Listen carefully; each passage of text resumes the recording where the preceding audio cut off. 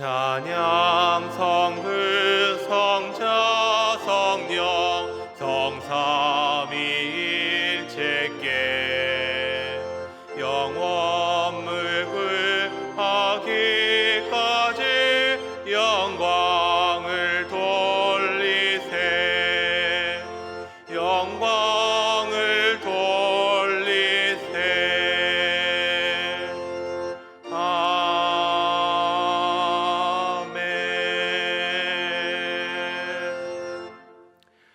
우리 주 예수 그리스도의 아버지 하나님을 찬송하리로다. 그의 많으신 긍휼대로 예수 그리스도를 죽은 자 가운데서 부활하게 하심으로 말미암아 우리를 거듭나게 하사 산 소망이 있게 하시며 썩지 않고 더럽지 않고 쇠하지 아니하는 유업을 있게 하시나니 곧 너희를 위하여 하늘에 간직하신 것이라.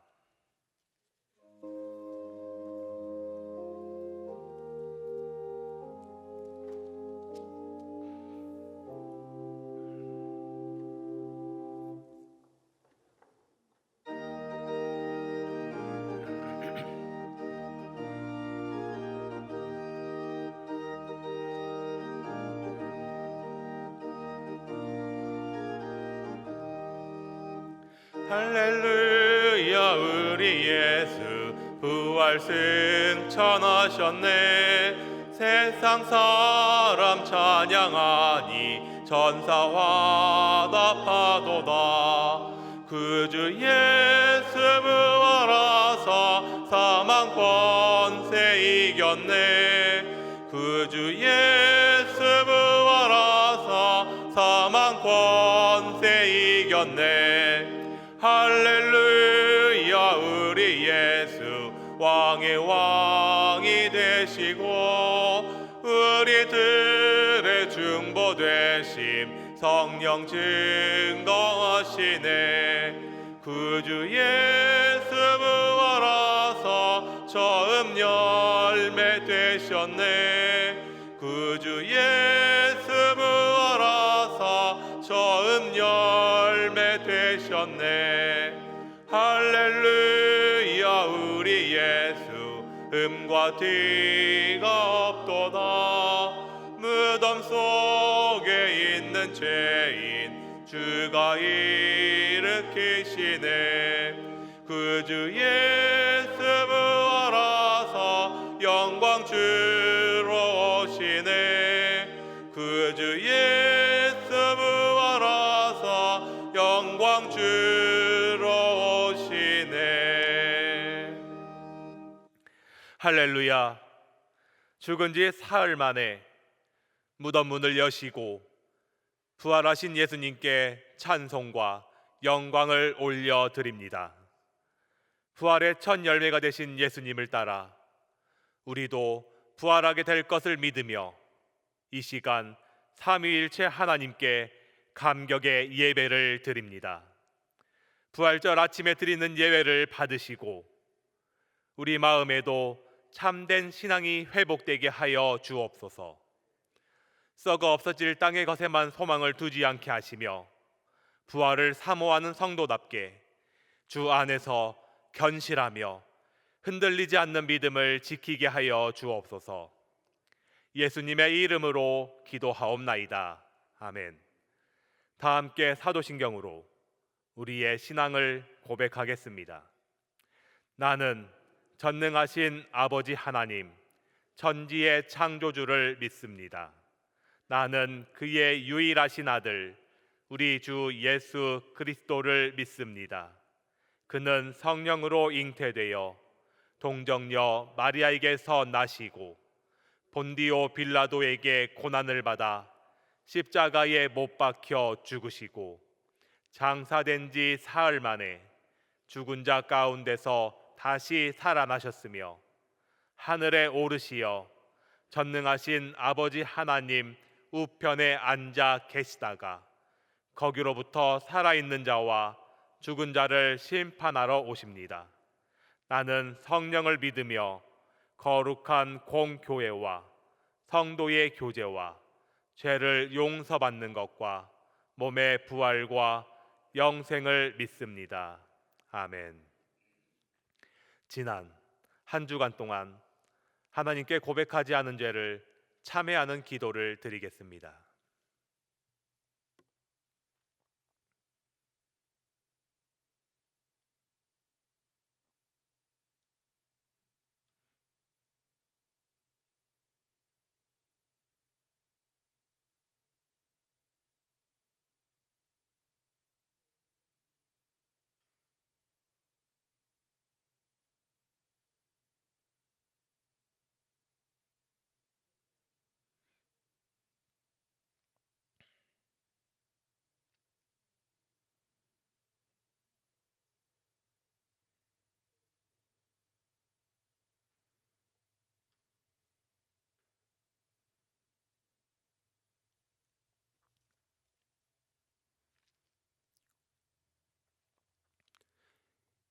이 시간 하나님께서 이사야 43장 25절의 말씀을 사죄하는 말씀으로 주십니다. 이 말씀으로 고백한 여러분의 죄가 용서받았음을 확신하시기 바랍니다. 곧 나는 나를 위하여 내 허물을 도말하는 자니 내 죄를 기억하지 아니하리라. 아멘.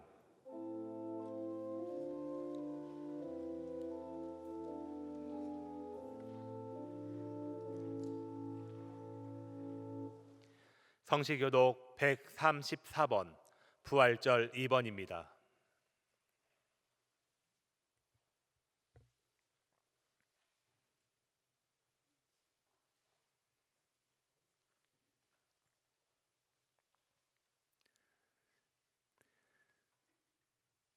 내가 받은 것을 먼저 너희에게 전하였노니 이는 성경대로 그리스도께서 우리 죄를 위하여 죽으시고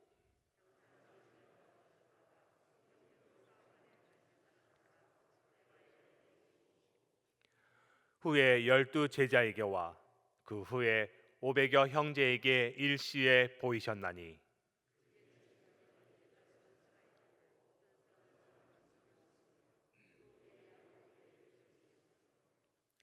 그 후에 모든 사도에게와 맨 나중에 만삭되지 못하여 난자 같은 내게도 보이셨느니라.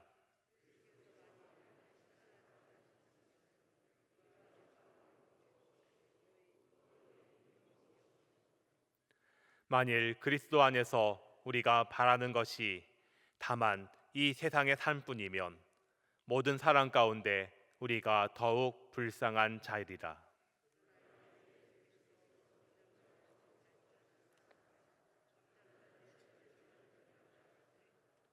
아멘.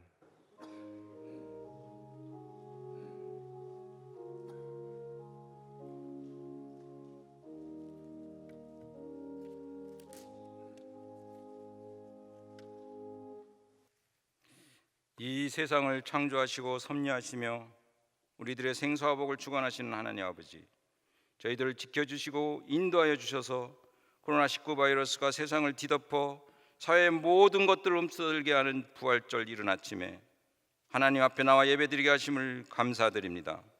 경배와 찬송 받으옵소서.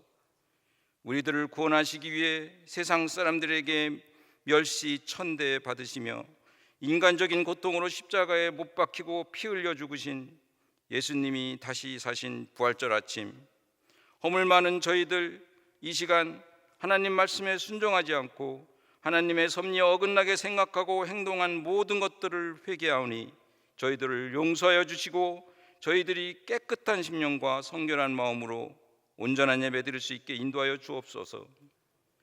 온 세상이 코로나19 사태로 힘들어하는 이 시점에서 사망 권세를 이기시고 부활하신 주님을 생각하며 부활의 기쁨과 소망이 저희들 마음속에 피어오르게 하시고 이웃들에게 전하여지고 전 세계로 퍼지게 하시어 코로나19 바이러스가 속히 소멸되게 하시옵소서. 저희들 외롭고 슬프고 아프고 힘들어 지쳐 있을 때나 기쁘고 즐거울 때나 항상 저희들 옆에 계셔서 위로해 주시고 힘 주시고 격려해 주시고 칭찬해 주시는 하나님, 저희들 구원을 위하여 큰 고통과 죽음을 당하시고 부활하신 예수님을 생각하며 이 세상 어떠한 고난이라도 희망과 담대함으로 이겨내게 하시옵소서. 새로운 바이러스 출현으로 세상이 움츠러들고 정치적 시끄러움과 경제적 침체로 이 사회가 정서적으로 혼란해져 있는 이때에도 저희들이 약한 자, 힘든 자에 대한 이해와 사랑이 있는 선한 자들이 되게 하시어 이 세상이 따뜻해지도록 인도하여 주시옵소서. 저희들 욕심과 욕망으로 얼룩진 마음과 다른 사람이 어찌됐든 자신 것만 챙기는 마음을 비우게 하여 주시옵소서. 그리고 그 비운 자리에 하나님 말씀과 성령으로 가득 채우게 하시고 예수님 부활의 기쁨과 소망을 갖고 이 세상에서 선한 영향을 끼치며 살게 하시옵소서. 하나님, 저희들 기도할 때마다 힘든 이웃을 위하여 기도하게 하시고 이 나라와 저 북녘 땅을 위하여 기도하게 하시옵소서. 그래서 이 세상에 예수 부활의 기쁨과 함께 하나님의 평화가 깃들게 하시고 저 북녘 땅에도 복음이 전하여지게 하시옵소서. 악한 사람들이 거친 아우성보다는 선한 사람들의 소름 끼치는 침묵이 세상을 망하게 할 수 있고, 정치를 외면하는 가장 큰 대가는 가장 저질스러운 인간들에게 지배당하는 것이라고 생각됩니다. 하나님, 이 나라가 하나님 사모하는 사람들, 선한 사람들 행동으로 하나님의 질서와 통하는 나라가 되게 하여 주시옵소서. 하나님, 원로 목사님의 건강을 회복시켜 주셔서 감사합니다.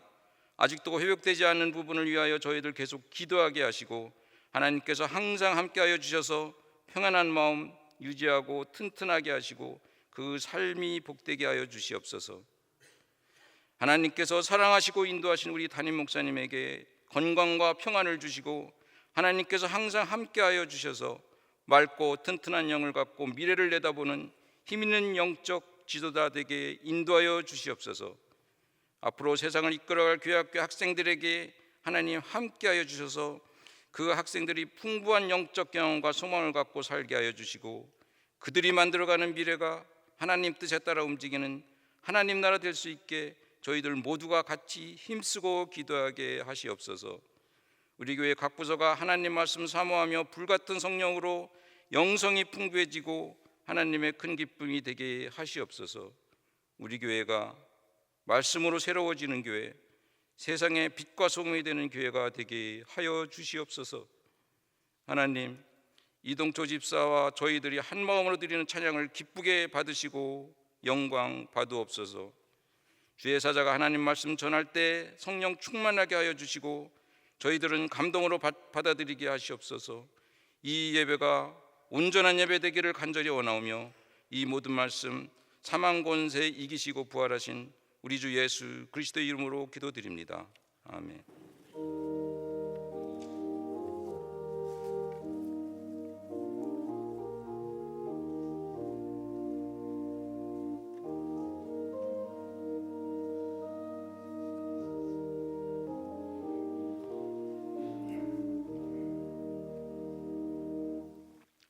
이 시간 하나님께서 우리에게 주시는 말씀은 신약성경 사도행전 2장 29절에서 32절까지의 말씀입니다.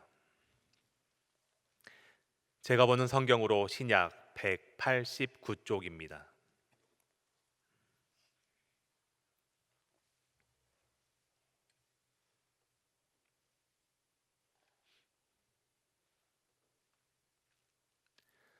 사도행전 2장 29절에서 32절까지의 하나님의 말씀을 봉독하겠습니다.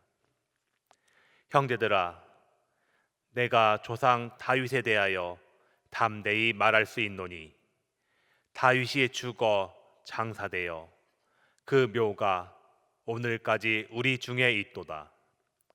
그는 선지자라. 하나님이 이미 맹세하사 그 자손 중에서 한 사람을 그 위에 앉게 하리라 하심을 알고 미리 본고로 그리스도의 부활을 말하되 그가 음부에 버림이 되지 않고 그의 육신이 썩음을 당하지 아니하시리라 하더니 이 예수를 하나님이 살리신지라 우리가 다 이 일의 증인이로다. 아멘.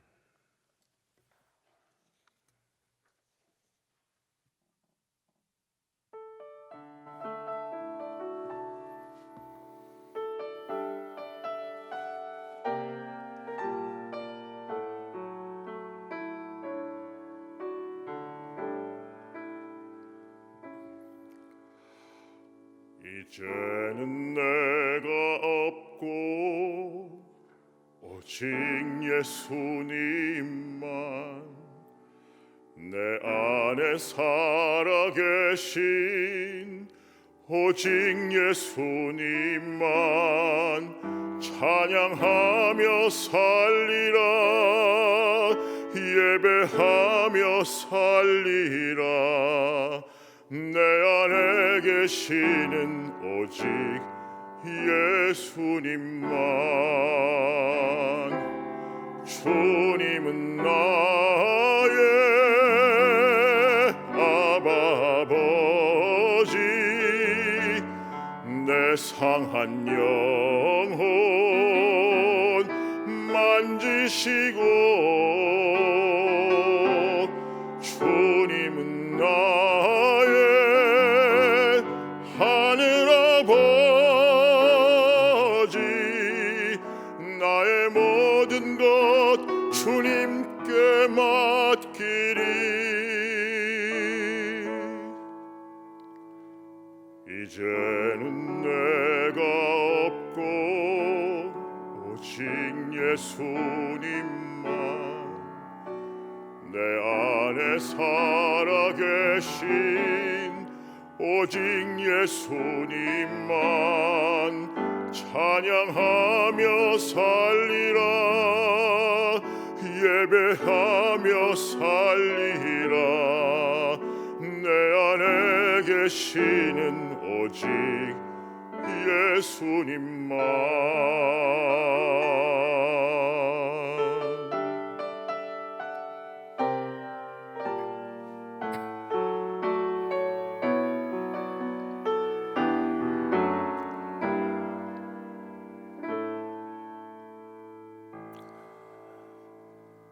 이제는 내가 주님과 함께 십자가 위에 죽었으니 이제는 내가 산 것 아니요 내 안에 주님이 사신 것이라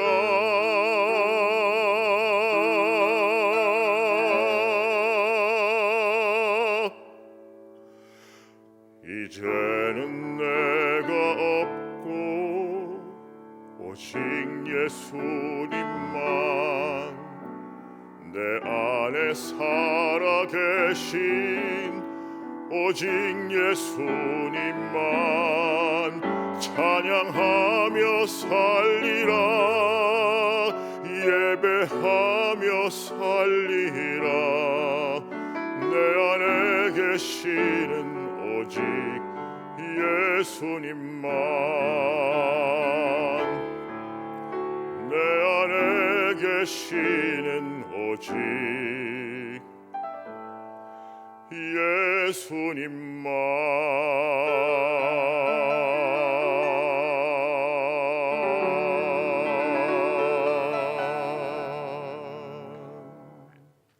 아멘. 죄와 사망의 권세를 이기시고 부활하신 그 주님의 부활을 축하하며 기뻐하는 부활주일 아침입니다. 코로나19 사태로 두려움과 어려움을 겪고 있는 모든 분들에게 부활의 능력과 기쁨이 충만하시기를 간절히 바랍니다. 우리나라에서는 만두라고 부르는 것을 중국에서는 교자라고 하고 만두에 소가 들어있지 않은 그런 빵을 중국에서는 만두라고 한다고 합니다. 중국집에서 파는 꽃빵과 같은 거죠. 어쨌든 우리나라에서는 만두소가 들어있는 것을 만두라고 합니다. 또 밀가루 반죽을 해서 그 안에 팥 앙금을 집어넣고 찌면 그것을 찐빵이라고 합니다. 만약 만두소가 없고 또 팥 앙금이 없으면 그것은 그냥 밀가루 빵일 뿐입니다. 기독교의 부활이 없으면 부활이 빠진 기독교는 그냥 사상이고 윤리일 뿐입니다. 기독교에서 부활을 빼면 기독교는 더 이상 기독교가 아닙니다. 부활이 없는 복음, 그것은 복음이 아닙니다. 오늘 본문은 베드로의 첫 설교 중에 한 부분인데 부활의 복음을 전하고 있습니다. 사도 베드로가 성령 강림을 체험하고 예루살렘에서 다른 11사도와 함께 서서 예수님의 부활의 복음을 소리 높여 설교한 내용 중에 한 부분입니다. 베드로는 예수님의 삶과 사역을 간략하게 설명한 후에 예수님이 십자가에서 죽으셨는데 그 죽음은 유대인 너희들 책임이다. 그러나 하나님께서는 예수님을 살리셔서 우리의 주님과 그리스도가 되게 하셨다. 그렇게 외칩니다. 그러면서 오늘 본문 나오는 대로 시편 16편 8절부터 11절에 다윗의 시를 인용해서 다윗은 선지자로서 자손 중에 그리스도가 있을 것을 알고 그를 주라고 불렀고 그리스도의 부활을 말했다고 베드로는 설교했습니다. 그리고 이 예수를 하나님께서 살리셨으므로 베드로와 함께 있는 11사도들이 다 이 부활의 예수님 부활의 증인이다 이렇게 말했습니다. 여러분, 베드로는 예수님의 죽음과 관련하여 어떤 사람인가요? 고난당하시는 예수님을 따라가다가 고난과 죽음이 두려워 3번씩이나 부인했던 사람 아닙니까? 여러분, 제자들은 예수님의 죽음과 관련해서 어떤 사람들인가요? 그들은 예수님이 체포되신 후에 다 예수님을 버리고 도망갔던 사람들 아닙니까? 베드로와 다른 제자들은 예수님께서 죽으시고 다시 살아나신다고 하신 말씀을 함께 듣긴 들었습니다. 그러나 그들은 예수님이 죽으시고 다시 살아나실 것을 믿지 못했습니다. 1세기 당시 사람들은 부활은 불가능하며 예수님이 죽은 자 가운데 다시 살아나실 수 없다고 확신을 했습니다. 당시 헬라인이나 로마인도 모두 육체의 부활을 불가능한 일로 여겼습니다. 헬라인은 육체를 포함한 물질을 약함과 악의 근원으로 보았고 정신을 선과 강함, 선의 근원과 강함으로 보았습니다. 그들이 그런 사상이었어요. 그들의 사상에 의하면 구원이란 영혼이 육체에서, 그러니까 약함과 악의 근원인 육체에서 해방되는 것, 그것을 구원이라고 그들은 생각했기 때문에 육체의 부활을 한다. 그럼 다시 영혼이 육체 안으로 들어간다면 약함과 악의 근원으로 들어가는 그런 구원은 그건 원치 않는다. 육체의 부활을 그들은 믿으려고 하지 않았습니다. 일부 유대인들은 세상 끝날에 의인의 일반 부활이 있을 것이다. 그렇게 믿었어요. 그러나 역사의 한 중간에 한 인간이 죽었다가 다시 살아나리라, 그렇게 믿는 유대인들은 아무도 없었습니다. 뿐만 아니라 유대인들은 인간이 하나님의 아들이 되어서 예배를 받을 수 있다고 믿는 민족이 아니었습니다. 그들은 평생 인간이 하나님이 될 수 없고, 그리고 그들이 믿는 하나님은 초월적이신 분이기 때문에 하나님이 사람이 되어 이 땅에 오시는 것, 그것도 믿을 수 없었던 거예요. 그렇기 때문에 하나님과 나는 하나다, 나는 하나님의 아들이다 라고 주장하는 예수님에 대해서 신성모독죄를 범했다고 그렇게 길길이 뛴 겁니다. 마태복음, 마가복음, 누가복음, 요한복음 모든 사복음서 부활 기사를 보면 예수님의 제자들은 부활을 기대하지 않았습니다. 예수님께서 내가 사흘 만에 다시 살아난다 한 거듭 말씀하신 것을 그들은 그렇게 믿고 기대하지 않았습니다. 제자들은 예수님이 돌아가신 뒤 사흘 뒤에 예수님이 부활하실 것을 기대해서 무덤 주위에 서성거리며 언제 부활하시나 기다리지 않았습니다. 죽으신 지 사흘째 되는 날 새벽에 향유와 향품을 들고 갔던 여인들도 예수님의 부활을 기대하지 않았습니다. 그런 그들이기에 예수님의 무덤이 빈 무덤이 되었다는 소식은 당황스러운 일이었죠. 요한복음 20장 1절 이하에 안식 후 첫날 일찍이 아직 어두울 때 막달라 마리아가 무덤에 와서 돌이 무덤에서 옮겨진 것을 보고 시몬 베드로와 예수께서 사랑하시던 그 다른 제자에게 달려가서 말하되 사람들이 주님을 무덤에서 가져다가 어디 두었는지 우리가 알지 못하겠나이다 하니 베드로와 그 다른 제자가 나가서 무덤으로 갈새 둘이 같이 다름질하더니 그 다른 제자가 베드로보다 더 빨리 가서 먼저 무덤에 이르러 구부려 세마포 놓인 것을 보았으나 들어가지는 아니하였더니 새벽에 예수님의 무덤을 찾아간 막달라 마리아가 빈 무덤인 것을 발견하게 됐죠. 그리고 가서 제자들에게 전했습니다. 그리고 베드로와 다른 제자 한 사람이 무덤으로 달려갔습니다. 그런데 먼저 도착한 다른 제자는 무덤 안을 들여다보기만 하고 들어가진 않았고 베드로는 무덤 안으로 쑥 들어갔습니다. 요한복음 20장 6절 7절이죠. 시몬 베드로는 따라와서 무덤에 들어가 보니 세마포가 놓였고 또 머리에 쌌던 수건은 세마포와 함께 놓이지 않고 딴 곳에 쌌던 대로 놓여 있더라. 베드로는 빈 무덤과 그리고 거기 놓여 있는 수의와 그리고 머리에 쌌던 수건을 보았습니다. 6절에 보면 들어가 보니라는 말씀이 나오는데 여기서 보니라는 헬라어 원어는 블레포인데 그냥 보는 것만을 말하는 것이 아니라 심사숙고해서 보는 것을 말합니다. 그러니까 무덤에 들어간 베드로는 이런저런 생각을 했던 것입니다. 예수님의 시신이 정말 없어졌네? 그런데 예수님께서 다시 살아나셨다면 수의가 찢어져 있거나 헝클어져 있어야 할 텐데 왜 저렇게 가지런히 잘 있지? 만약 예수님을 사랑하는 누군가가 예수님의 시신을 가져갔다면 수의를 입힌 대로 가져갔을 텐데 왜 수의를 벗겨서 예수님의 몸을 욕되게 했을까? 아니면 또 다른 사람이 예수님의 시신을 훔쳐가 버렸다면 수의를 벗기고 그리고 머리에 썼던 수건을 잘 개켜서 놓아져 있는 저거는 어떻게 받아들여야 하나? 이런 생각들을 했겠죠. 베드로는 골똘히 생각하며 이런저런 증거를 찾으며 심사숙고했을 것입니다. 하지만 베드로는 어떻게 생각해야 할지 몰랐습니다. 부활의 증거가 눈앞에 있었지만 자기 눈을 믿을 수가 없었습니다. 어떻게 그것을 봐야 할지 몰랐습니다. 빈 무덤 안에서의 베드로의 생각은 거기까지였습니다. 그리고 요한복음 20장 9절 10절에 말씀하죠. 그들은 성경에 그가 죽은 자 가운데서 다시 살아나야 하리라 하신 말씀을 아직 알지 못하더라. 이에 두 제자가 자기들의 집으로 돌아가니라. 그렇게 말씀합니다.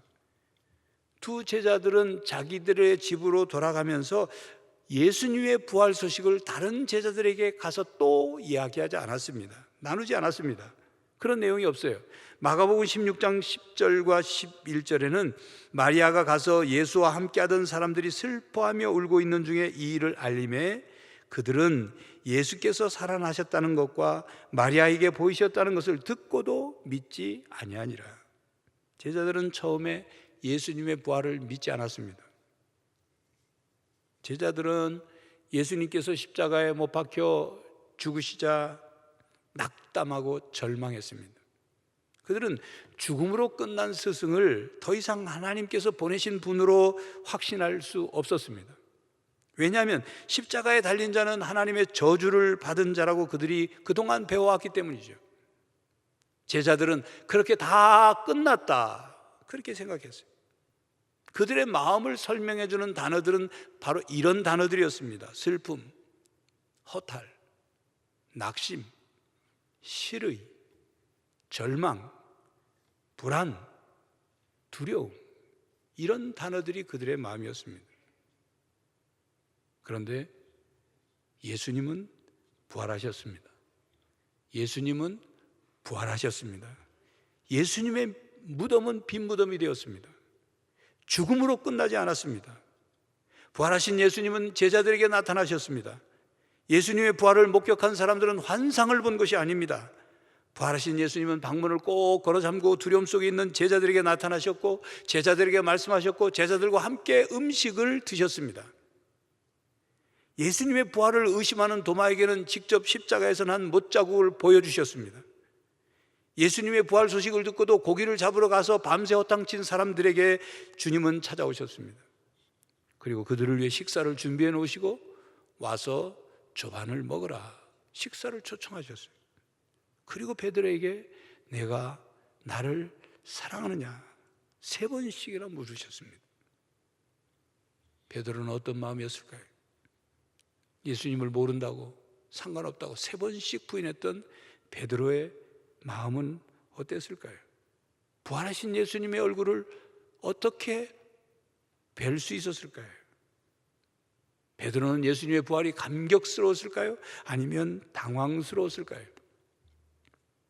만약 베드로가 부활하신 예수님을 만나지 못했다면 부활 신앙을 가질 수 있었을까요?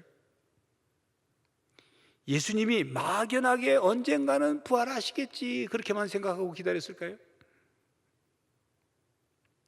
그런데 베드로뿐만 아니라 사도들이 사도행전 곳곳에 보면 복음을 전할 때마다 예수 그리스도 우리 주께서 죽으시고 다시 살아나셨습니다 하고 외쳤습니다.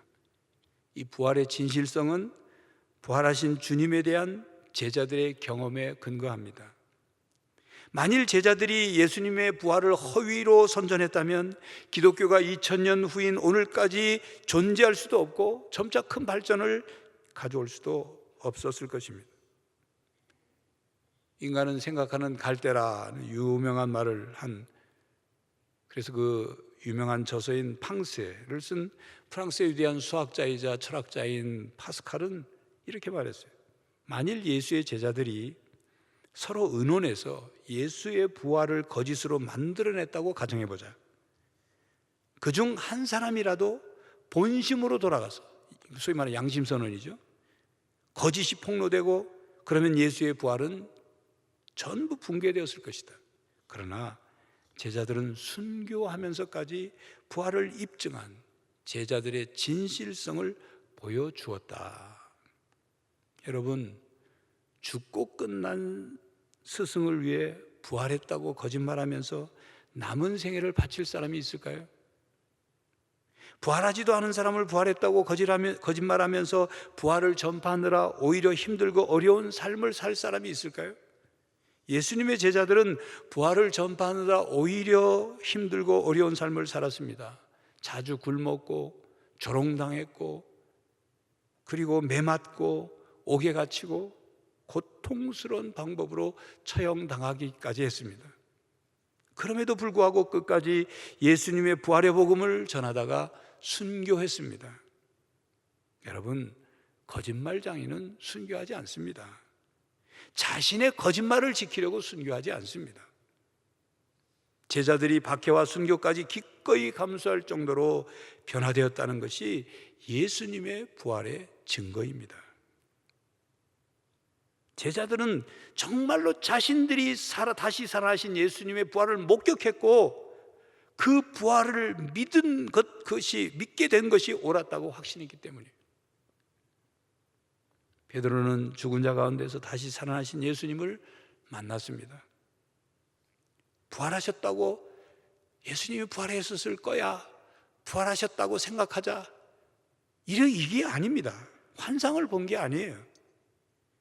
예수님의 부활의 사실, 그가 직접 목격했고 그리고 부활 신앙을 가졌던 거예요. 둘이 하나가 된 거예요. 부활 사실과 부활 신앙이 온전히 하나가 되었어요.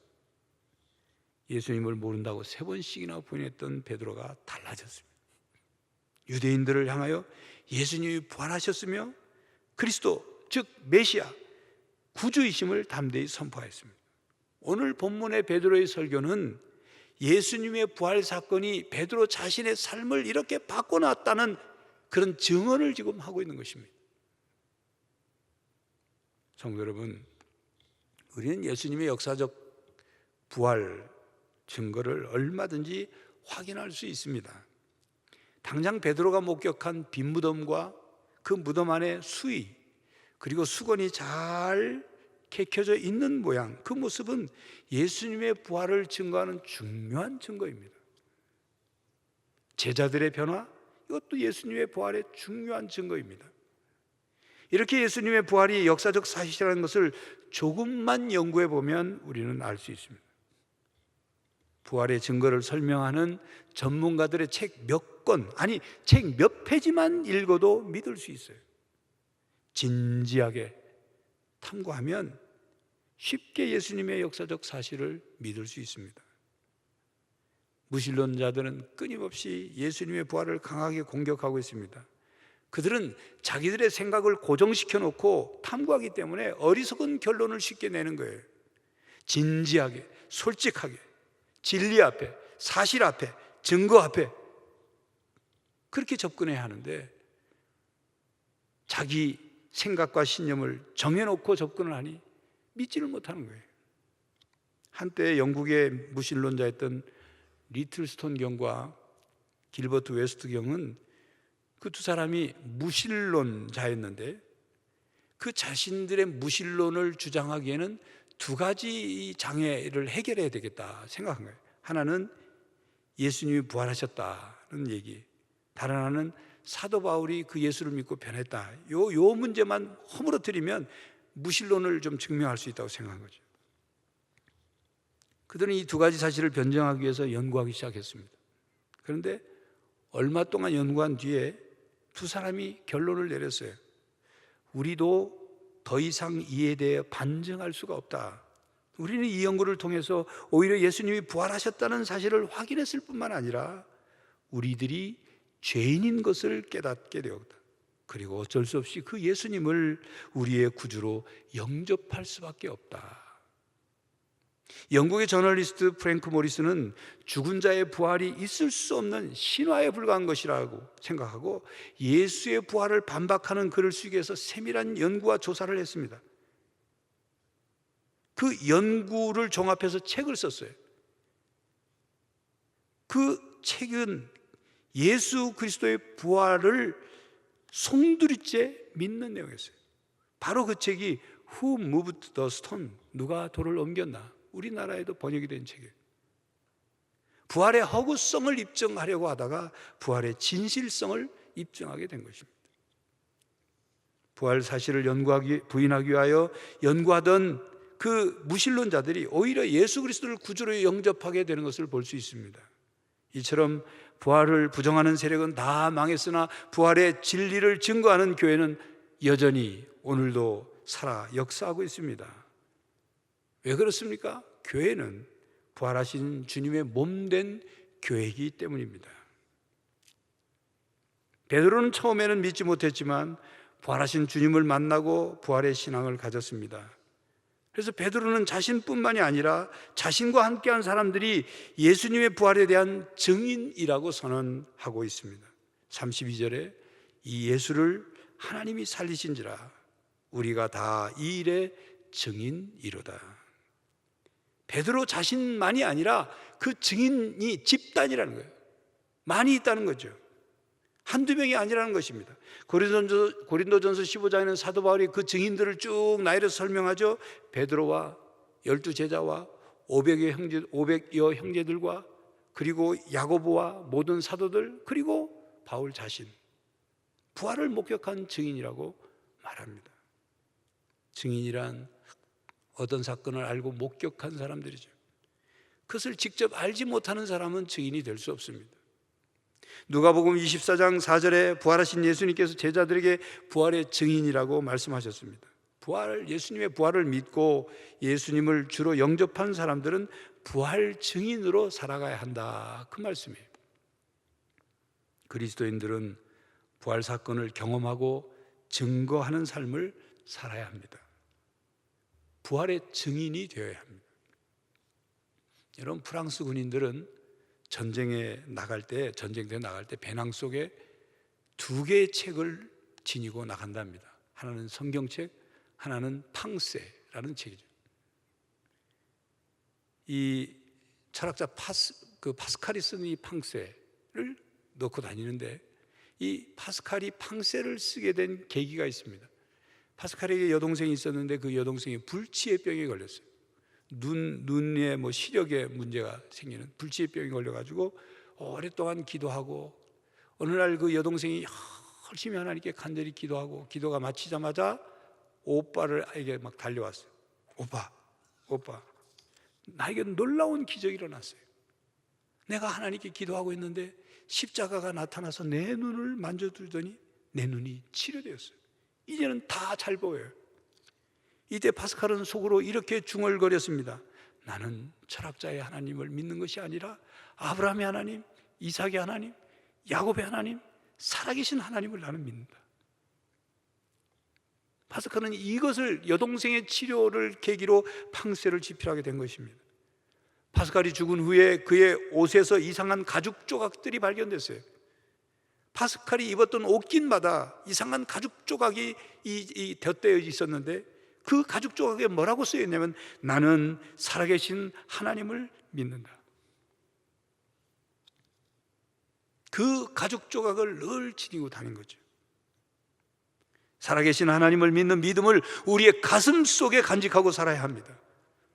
부활하시고 우리와 함께 하시는 예수님을 마음속에 모시고 살아야 합니다. 십자가의 사랑을 언제나 느끼며 살아야 합니다. 유진 M. 해리스라는 사람이, 어떤 사람이 질문한 것을 답변한 그런 쓴 글이 있어요. 답변을 주의 깊게 들으시고 그 답변이 여러분들의 고백이 될 수 있기를 바랍니다. 주님이 부활하셨다는 사실을 어떻게 믿을 수 있나요? 무슨 증거라도 있다는 말인가요? 오래전 어느 날, 잊을 수 없는 바로 그날, 그분께서 나를 찾아와 주셨으며 그 후 내 인생은 변화되었기에 나는 부활을 믿는답니다. 주님이 무덤에서 나오셨다는 사실을 어떻게 믿을 수 있나요? 그것은 너무 오래전의 일이잖아요. 하지만 나는 오늘 아침에도 그분을 만났답니다. 자, 보세요. 내 얼굴이 빛나지 않나요? 영생의 세계가 있다는 사실을 어떻게 믿을 수 있나요? 주께서 부활하시던 날 보여주신 그 영생이 정말 나를 위한 것인가요? 내 안에서 영원히 죽지 아니하리라는 것을 날마다 증거해 주십니다. 주님이 지금도 살아계시다는 사실을 어떻게 믿을 수 있나요? 또한 주님은 우리를 넘치도록 축복해 주기를 원하신다는 사실을 어떻게 믿을 수 있나요? 그분께서 내 안에 살아계시고 나를 다스리기에 이 모든 것이 사실임을 나는 믿습니다. 그렇습니다.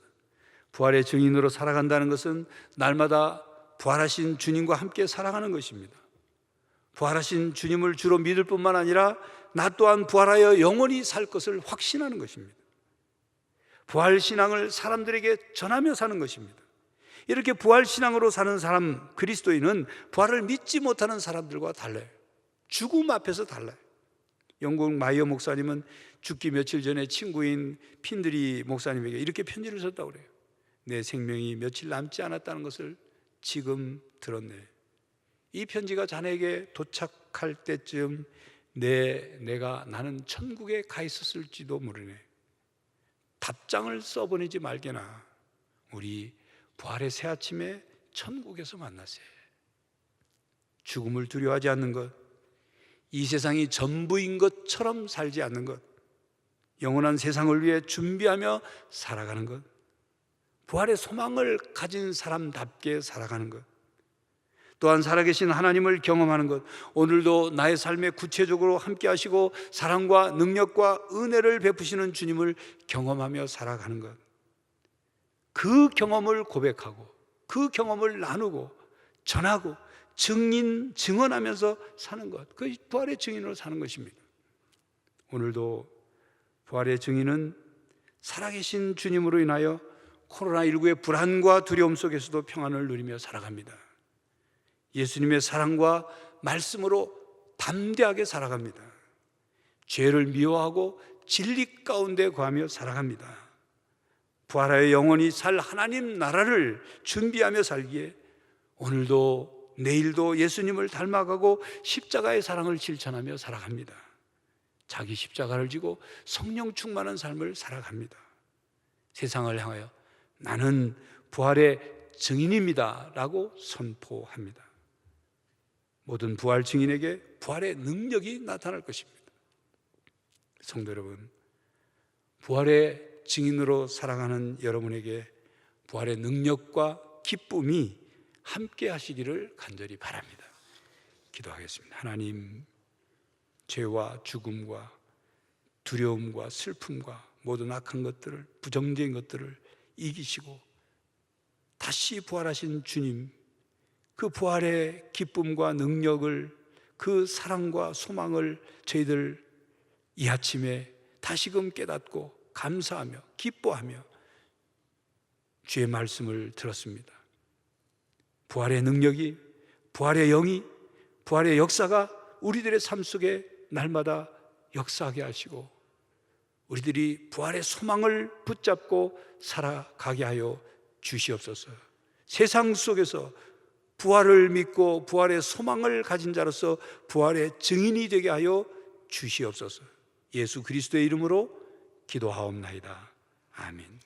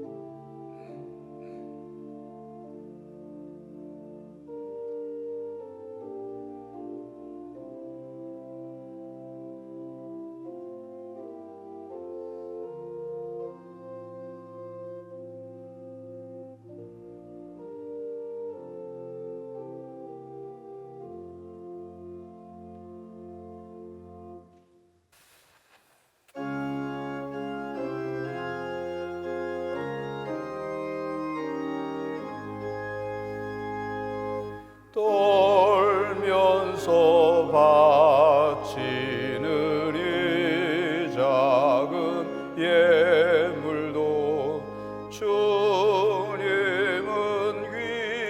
귀하게 받으시리. 어둠 밤 지나고 새 아침 밝으니 믿음과 소망을 늘 주시리.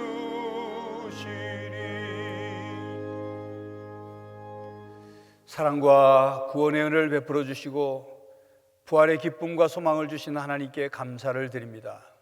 부활절 아침 주께 예배드리게 하시고 부활의 기쁨으로 주께 영광을 돌리게 하시니 감사합니다. 그 감사와 기쁨으로 또한 모든 물질이 하나님으로부터 왔고 저희들에게 허락해 주셨기에 그 중에 일부를 구분하여 주일헌금으로 11조 헌금으로 감사헌금과 세계선교헌금, 북한선교헌금, 구제헌금, 장학헌금, 일천번제헌금, 성미를 그리고 부활절 감사헌금을 하나님께 올려드립니다. 힘들고 어렵지만 하나님의 것을 구분하고 감사와 헌신의 마음으로 예물을 올려드리오니 하나님 받으시옵고 하나님 나라를 위해 사용되게 하시며 하나님의 뜻이 이 땅에 이루어지게 하여 주시옵소서.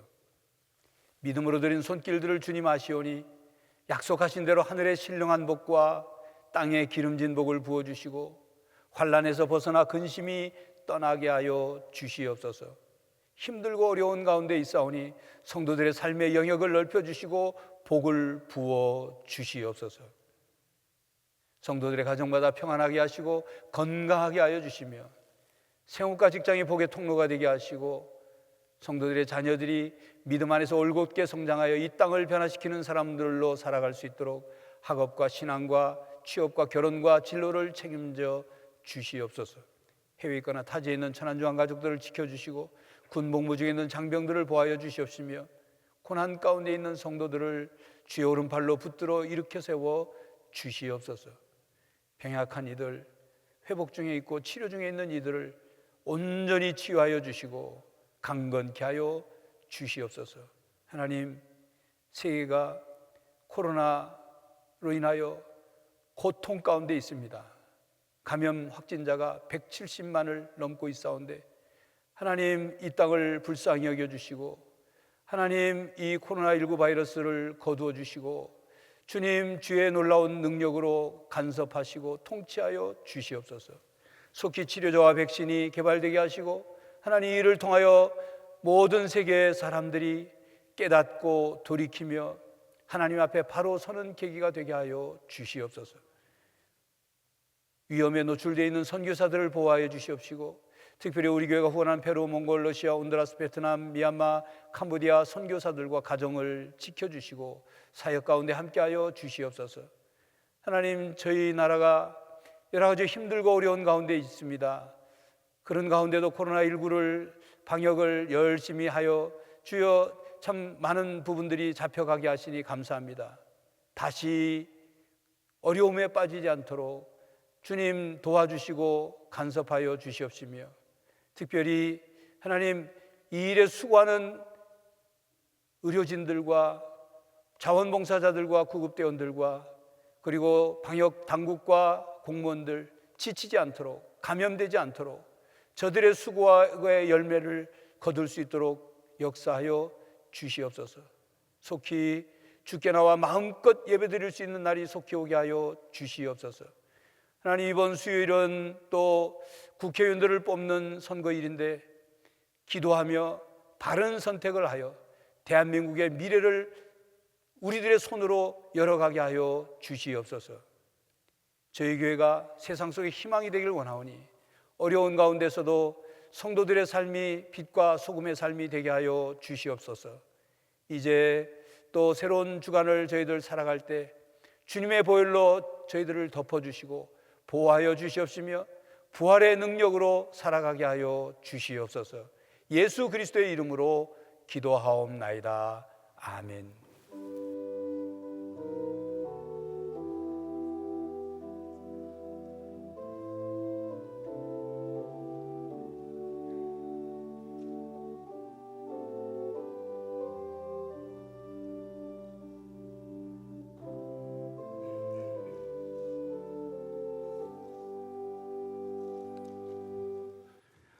우리 인사할 텐데 이제 소위 이제 비말이 튀면 안 되니까 눈으로 마음으로 옆에 분들과 저와 인사하도록 하겠습니다. 부활 축하합니다. 인사합니다.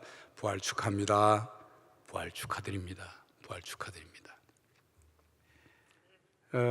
임시 재직회가 오늘 찬양 예배 후에 있는데 이제 여러분들이 좀 의아해하실 겁니다. 밑에 보시면 오늘 낮 예배만 이렇게 현장 예배 드리고 온라인 예배와 병행해서 드리고 저녁 예배 그리고 다음 오는 수요 예배, 수요 기도회 그리고 그 다음 주일 낮 예배와 저녁 찬양 예배는 다시 온라인 예배를 드립니다. 정부 시책에 따르고자 아마 정부에서 어제 발표 보니까 오는 주말쯤에 다시 또 이렇게 기간을 연장할지 아니면 생활 방역으로 전환할지 발표를 한다고 하니까 다음 주일까지 상황을 보고 이제 그 다음 주일에 현장 예배를 다시 드릴 것인가에 대한 부분은 추후에 또 연락을 드릴 테니까 문자와 홈페이지를 통해서 주의 깊게 들어주시기를 바랍니다. 그래서 오늘 저녁 그 찬양 예배 후에 임시재직회인데 그럼 재직들 나오라는 거냐 안 나오라는 거냐.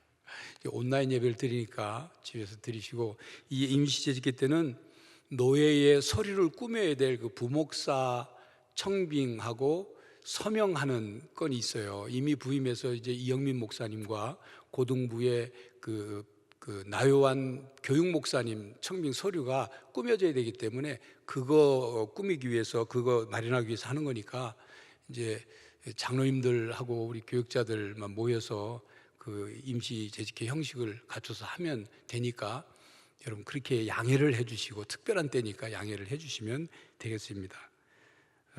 유아 세례 교육 및 문답 5월 3일 어린이 주일인데 그렇게 준비를 하려고 합니다. 또 만에 하나 그렇게 되지 않길 바랍니다만, 상황이 다시 어려워져서 유아 세례가 어려워지면 또 연기하거나 하겠습니다만, 그렇게 진행은 그렇게 일단 하겠습니다.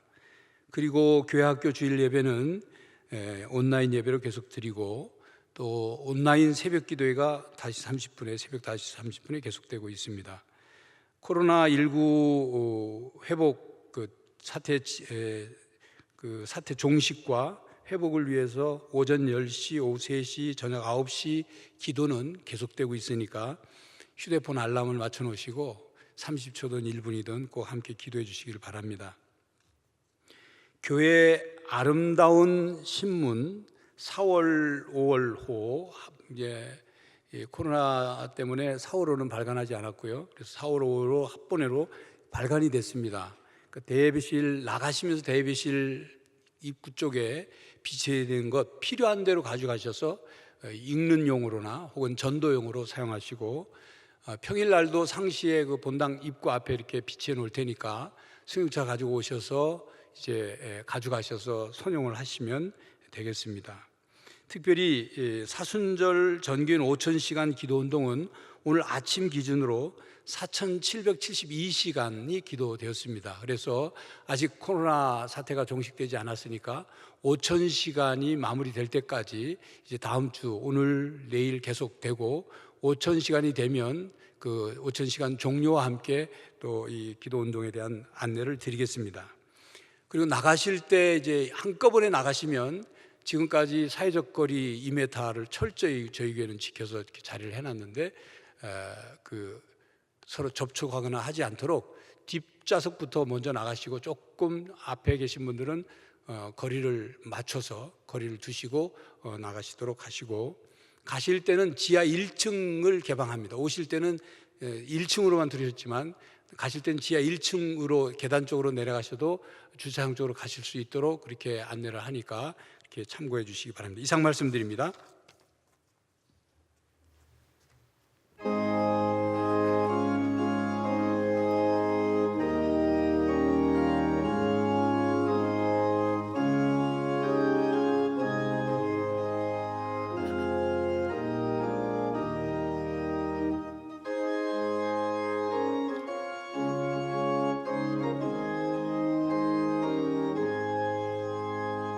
무덤에 머물러 예수 내 구주, 새벽 기다렸네 예수 내 주.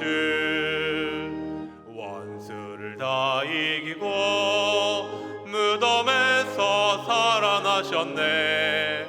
어두움을 이기시고 나와서 성도와 함께 길이 다스리시네. 사셨네 사셨네 예수 다시 사셨네. 헛되이 지키네 예수 내 구주, 헛되이 봉하네 예수 내 주. 원수를 다 이기고 무덤에서 살아나셨네. 어두움을 이기시고 나와서 성도와 함께 길이 다스리시네. 사셨네 사셨네 예수 다시 사셨네. 거기 못 가드네. 예수 내 구주 우리를 살리네. 예수 내 주 원수를 다 이기고 무덤에서 살아나셨네. 어두움을 이기시고 나와서 성도와 함께 길이 다스리시네. 사셨네 사셨네. 예수 다시 사셨네. 성도 여러분, 주님께서 죽음을 이기시고 부활하셨습니다. 모든 두려움과 악과 사망의 권세를 물리치셨습니다. 우리 모두 부활의 능력과 기쁨을 가지고 부활의 증인으로 살아갈 수 있기를 간절히 바랍니다. 지금은 우리 주 예수 그리스도의 은혜와 하나님 아버지의 사랑과 성령 하나님의 교통하심이 부활의 기쁨과 부활의 능력으로 부활의 소망을 품고 부활의 증인으로 살아가기로 다짐하는 모든 성도들과 가정과 삶의 터전 위에, 그리고 이 땅 위에 이제로부터 영원히 함께 하시기를 간절히 축원하옵나이다. 아멘.